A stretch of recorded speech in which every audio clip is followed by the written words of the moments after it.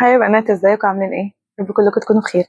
انا جبت بيجامه العيد، فعايزه اوريها لكم بقى. انا جايباها من عند اللي هو المول اللي هو اسمه النصر، اللي هو السبورتس ده. بس هو طبعا عنده حاجات عادي يخرجوا كده. خليني اوريها لكم بقى. بصوا، ده شكلها. ده شكل البنطلون من تحت. يعني بس عشان الكم بيترفع. ده شكل البنطلون من تحت اهو. في اللي هي الحته اللي هي بتبقى كده دي، اللي هي بتبقى مشرشره كده.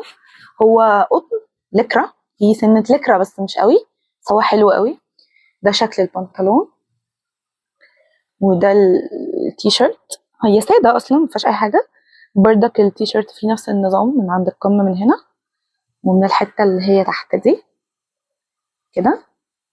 آه هي اكس لارج، بتاعت كبيرة شوية بس مش مهم.